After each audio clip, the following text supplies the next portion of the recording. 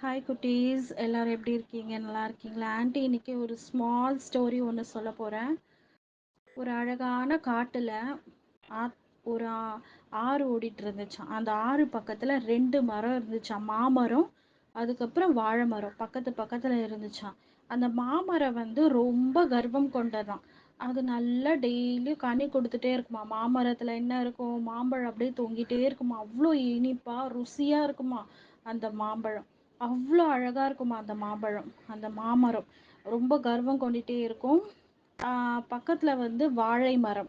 அந்த வாழை மரம் என்ன ஆச்சுன்னா கனியே கொடுக்காதான். அதுக்கு டைமே இன்னும் வரல கனி கொடுக்கறதுக்கு. அழுதுட்டே இருக்குமா. ஏன்னா இந்த மாமரம் வந்து எப்ப பார்த்தாலும் சொல்லிட்டே இருக்குமா, நீ இன்னும் கனியே கொடுக்கல. எல்லா பறவையும் பாரு என்னுடைய கனிகள் தான் சாப்பிட்றாங்க. அவ்வளோ ருசியா இருக்கு போக போக என்னுடைய கனி அப்படின்ட்டு கர்வமா வாழை மரம் பார்த்து கிண்டல் பண்ணிச்சான். வாழை மரம் என்ன பண்ணிச்சான், ரொம்ப ஃபீல் பண்ணி அழுதுச்சான். ஐயோ, நான் இன்னும் கனி கொடுக்காம இருக்கனே அப்படின்ட்டு. எல்லா பறவையும் எல்லாம் அந்த மாமரத்துல தான் போய் உட்காருமா.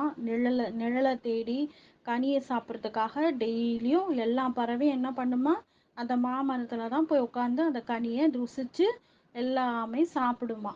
அதனால வாயே திறக்காதான். வாழை மரத்துல ஒரு பறவை கூட உட்காராதான். ஏன்னா அதுல கனி இல்லை இல்லையா. அதனால ஐயோ கடவுளே, என்னை ஏன் தான் நீங்க படைச்சிங்க. அந்த வாழை மரம் ரொம்ப ஃபீல் பண்ணி அழுதான். இந்த மாமரம்லாம் என்னை கிண்டல் பண்ணுதே, கடவுளை இதுக்காக தான் என்னை இந்த உலகத்துல படைச்சிங்களா அப்படின்ட்டு அந்த வாழை மரம் ரொம்ப ஃபீல் பண்ணி அழுதுட்டே இருந்துச்சான். அதை கேட்ட ஒரே ஒரு குட்டி பறவை சிட்டுக்குருவி வந்து வாழை மரத்துல நின்னுச்சான். ஏன் வாழை மரமே அழுற, உனக்கும் ஒரு காலம் வரும், நீ அழாத அப்படின்ட்டு அந்த சிட்டுக்குருவி வந்து சொல்லுச்சான் வாழை மரத்துக்கு. அது ஒரே ஒரு குருவி மட்டும்தான் அதுக்கு சப்போர்ட் பண்ணிச்சான். மீதி பறவைலாம் என்ன பண்ணிச்சான், வாய் திறக்க முடியாது. ஏன்னா வாய் பேசினா அந்த மாமரம் வந்து கனி கொடுக்காதான். அந்த பறவைகள்லாம் அதனால வாயே திறக்கக்கூடாது. அதனால தான் எல்லா பறவையும் அமைதியாக சாப்பிட்டுட்டு போயிட்டே இருக்குமா வாயே திறக்காம. ஒரு நாள் என்ன ஆச்சுன்னா, மாமரம் வந்து இனிமே அந்த சிட்டுக்குருவி கிட்ட எந்த பறவையும் பேசக்கூடாது. ஏன்னா அந்த சிட்டுக்குருவி வாழை மரத்துல தான் அடிக்கடி போய் பேசிட்டு இருக்கு. அது ஒரு குருவி மட்டும்தான், மற்ற பறவைலாம் இல்லை. மற்ற குருவிலாம் சிட்டுக்குருவி கிட்ட நீங்க பேசுனீங்கன்னா நான் வந்து பழம் தரமாட்டேன், கனி கொடுக்க மாட்டேன் உங்களுக்கு சாப்பிட்றதுக்கு அப்படின்ட்டு அந்த மாமரம் பிளாக்மெயில் பண்ணிச்சான். இதை கேட்ட எல்லா பறவையும் பயந்துட்டு, ஐயோ நம்ம சாப்பிட முடியாதே கனின்ட்டு எல்லாரும் வாயை மூடிக்கிச்சான். என்ன பண்ணுறது, எதுவுமே பேச முடியாமல் வாயை மூடிச்சான். ஏன்னா டெய்லியும் நம்ம உணவு சாப்பிடணும் இல்லையா. இந்த கனி ருசியாக இருக்கு இல்லையா மாமரத்தில், மாம்பழம் சுவையாக இருக்கும் இல்லையா, அதை விட்டுட்டோன்னா என்ன பண்ணுறது அப்படின்ட்டு அமைதியாக இருந்துச்சான். எதுவுமே வாய் திறக்காம எல்லா பறவையும். அந்த சிட்டுக்குருவி ஒரு நாள் மாமரத்தில் வந்துச்சான் சாப்பிட்றதுக்காக பசியோட.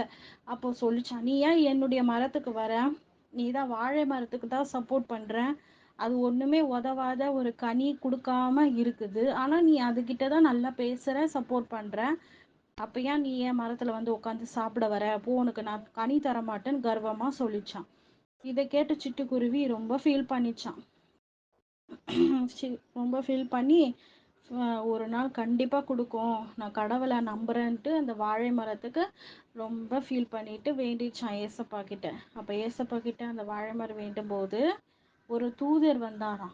தூதர் வந்து ரெண்டு மரத்தையும் பார்க்கும்போது அந்த கனிகள் எல்லாம் பறிச்சுட்டாராம் அந்த தூதர், அதாவது ஏஞ்சல். அந்த ஏஞ்சல் வந்து கனிகள் எல்லாம் பறிச்சிச்சு. வாழை மரத்துல மாமரத்துல கனியே இல்லாம போயிடுச்சு. வாழை மரத்துல கனி ரெண்டு கனி காய்ச்சது இருந்துதான். ஒண்ணு இல்ல ரெண்டு கனி வாழை மரத்துல. அதான் வாழைப்பழம் நல்ல கொத்து கொத்தா காய்ச்சுன்னு இருந்துதான். அதை பார்த்த வாழை மரம் ரொம்ப சந்தோஷப்பட்டுச்சான். எனக்கு டைம் வந்துருச்சு, வாழை மரத்துல எனக்கு கனி உண்டாயிடுச்சு, எல்லாமே இப்போ பறவைகள் என் கனியை சாப்பிட வரும் அப்படின்ட்டு ரொம்ப சந்தோஷப்பட்டுச்சான் வாழை மரம். மாமரம் அழுதுகிட்டே இருந்துச்சான், ஐயையோ எனக்கு கனியே இல்லையே, கனியே இனிமே வராதான், என்னாச்சுன்னு தெரியலையே அப்படின்ட்டு ரொம்ப ஃபீல் பண்ணிச்சான். அப்போதான் அந்த மாமரம் உணர்ந்துருச்சான், இனிமே யாரையும் நம்ம கிண்டல் பண்ணக்கூடாது, எல்லாம் கர்வமாக இனிமேல் பேசக்கூடாதுன்னு அப்படின்னு அழுதுகிட்டே இருந்துச்சான் அந்த மாம்பழம், அந்த மரம், அந்த மாமரம். வாழை மரம் இனிமேல் எல்லாம் வாழை மரத்தில் தான் பறவைங்க வந்து சாப்பிடுமா. அந்த வாழைப்பழம் சாப்பிட்றதுக்காக எல்லா பறவையும் எல்லாம் அங்கே தான் வந்து சாப்பிட்டுட்டு இருந்துச்சான். இந்த கதையில் என்ன தெரிஞ்சுக்கிட்டோன்னா, நம்ம யாரையும் கிண்டல் பண்ணக்கூடாது. இவங்க இப்படி தான், அவங்க இப்படி தான் அப்படின்ட்டு தாழ்வாக யாரையும் நினைக்கக்கூடாது. கர்த்தர் வந்து நம்ம எல்லாரையும் ஒன்றா படைச்சிருக்காரு. ஒரே கை, ஒரே கால், எல்லாருக்கும் மனுஷங்களும் ஒரே இதுவாக தான் படைச்சிருக்காரு. இவன் இப்படி இருக்கிறான், அவன் இப்படி இருக்கிறான், அதாவது புறம் பேசக்கூடாது. எல்லாருமே கர்த்தருடைய பிள்ளைங்க தான், சரிங்களா? யாரையும் தாழ்த்தி பேசாமல் கர்த்தருடைய பிள்ளைங்களா எப்போவுமே நம்ம ஜெபிச்சுட்டு அவங்களுடைய கண்ணீரை நம்ம ஜெபத்தோடு நம்ம ஏசப்பா கிட்ட வேண்டணும்.